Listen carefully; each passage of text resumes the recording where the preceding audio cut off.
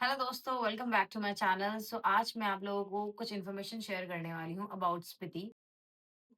हम स्पीति गए थे। हमारा ट्रिप कितने दिन का था, हमने कहाँ-कहाँ स्टे किया, हमारा कितना पेट्रोल लगा, हमारा कितना फूड एक्सपेंस हुआ है, सारी चीज़ें मैं आपको इस वीडियो में दिखाने वाली हूँ। जुड़े रहिए मेरी वीडियो के साथ। पहला स्टे हमने लिया था नारकंडा में, क्योंकि दिल्ली से नारकंडा हम सीधे गए थे। उसके वहां पर जो हमारा स्टे था, वहां पर एक निवासा होटल है, उन्होंने नया नया खोला है, बहुत अच्छा है। उसका स्टे भी हमें बहुत ही सस्ता पड़ा था।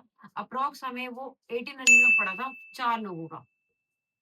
अगर आप लोग और भी ज्यादा जाओगे तो उसके हिसाब से प्राइस बढ़ेंगे। अगर आप 4 लोगों के हिसाब से जाओगे तो आपको 1800 रुपए लगेंगे। वहां पे फूड भी मिलता है, बट हमने विदाउट फूड लिया था, क्योंकि हमारा जो खाना पीना था वो आपने मेरे ब्लॉग में देखा होगा, हम लोगों ने खुद से ही बनाया है।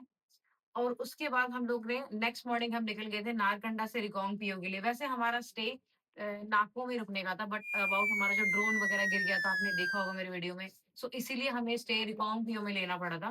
बट वहां पर भी हमारा स्टे हमें सस्ता ही मिला था, अप्रॉक्स 1800 का मिला था वहां भी हमें 4 लोगों के लिए।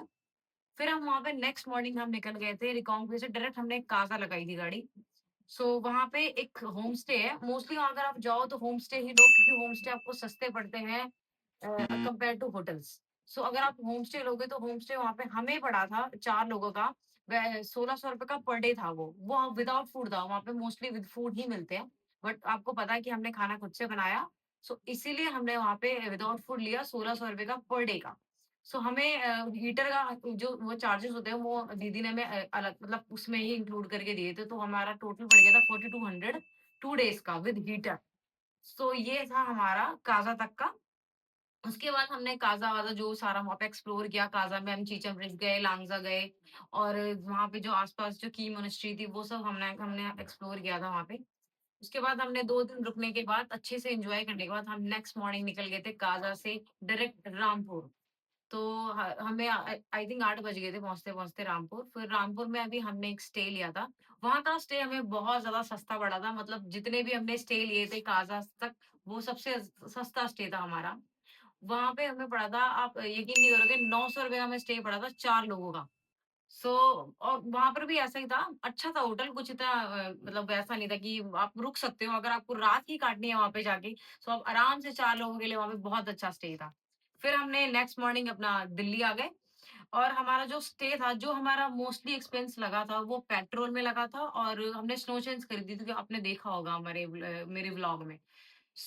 लेकिन उसका यूज़ हुआ नहीं वहाँ पे, क्योंकि इतनी ज़्यादा बर्फ नहीं थी कि हमें स्नो चैन लगानी पड़ जाए। हमारी गाड़ी ईज़िली चली गई थी।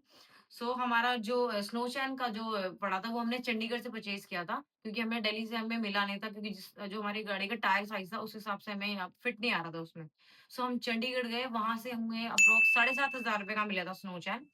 अगर आप जाओगे कभी, तो मैं आपको यही सजेस्ट करूँगी कि आप दिल्ली से परचेज़ करो, क्योंकि हमारा प्लान तो सडन बन गया था, क्योंकि हमें मिला नहीं था। इसीलिए अगर आप जाओ तो आप दिल्ली से परचेज़ करके जाओ स्नोचेन, तो आपको आई थिंक यहाँ पे 5500 रुपए का आराम से ईज़िली मिल जाएगा। उसके बाद हमने चंडीगढ़ से जो हमारा राशन वगैरह था, वो हमने परचेज़ किया था वी मार्ट से, जो हमें बहुत सस्ता पड़ा था। वहाँ पे हमें एक पे एक चीज़ें फ्री भी मिली थी। हमारा वो टोटल फूड जो सामान था, वो 2000 का पड़ा था। मतलब आप ये मानो कि 2000 रुपए में हम लोगों ने 4 लोगों ने हमारा ट्रिप था 7 दिन का। 7 दिन में हमने बहुत खाने खाने का पैसा बचाया था, बहुत ज़्यादा।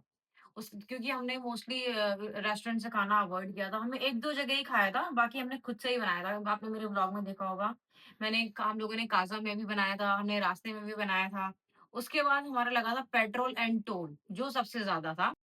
गाइस, हमारी गाड़ी तो पेट्रोल गाड़ी थी, और स्कॉर्पियो एन उसने एवरेज दिया था 10 का। उस हिसाब से हमारा टोल मिला के 18,000 का बैठा था। और टोल तो आपको सेम ही पड़ेगा, चाहे आपकी कोई भी गाड़ी हो। 2000 का अप्रॉक्स टोल आपका लगेगा। आई थिंक ऊपर भी लगेगा, क्योंकि वहाँ पे जो टोल्स वगैरह होते हैं वो मोस्टली वहाँ पे पर्ची वाले टोल होते हैं। आपने देखा होगा, कैश आपको देना पड़ता होगा। हमारा इतना लगा है। अगर आपकी गाड़ी कोई और गाड़ी है, लाइक डीजल गाड़ी है आपकी, या आपकी जो गाड़ी है उसका एवरेज ज़्यादा है, 10 या 15 तक का एवरेज, तो उसका पेट्रोल हमारी गाड़ी से थोड़ा-सा कम लगेगा। हमारा जो एक्सपेंस बैठा था मोस्टली वो स्नो चैन बैठा था। लेकिन अगर आप समर्स में जाते हो तो स्नो चैन्स का आप उस जो बजट है उसमें से कट कर दोगे 7,500 या 7,500 या 5,000 रुपए, तो वो और कम हो जाएगा। अगर आप एक्सट्रीम विंटर में जाते हो तो आपको स्नो चैन लेके जानी पड़ेगी, अगर आपकी गाड़ी 4x4 नहीं है तो।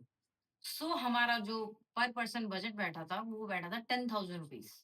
ये हमारा विद स्नोशैन के साथ है। अगर आप स्नोशैन इसमें से हटा दोगे, सो आपका मोस्ट 7,000 या 6,000 के अप्रॉक्स आपका बैठेगा। सो इससे सस्ता ट्रिप तो हमने, आई थिंक आप लोगों ने भी नहीं किया होगा जैसा हमने किया है, 6,000 में स्पीति का ट्रिप। बहुत ही कम लोग कर पाते हैं ऐसा, और हम लोग जब भी घूमने जाते हैं, हम मोस्टली ऐसा बजट ट्रिप ही करते हैं, कहीं भी जाते हैं। और अगर आपको भी ऐसे मेरे और भी ऐसे व्लॉग्स देखने हैं बजट ट्रिप वाले, जिससे आप भी आगे अपनी ट्रिप ऐसे ही प्लान कर सको, सो उसके लिए आपको मेरे चैनल को सब्सक्राइब करना पड़ेगा, लाइक करना पड़ेगा, और आपको जो कुछ भी मैं पूछना हो तो उसके लिए कमेंट करना। तब तक के लिए मिलते हैं मेरे नेक्स्ट व्लॉग में। Bye bye.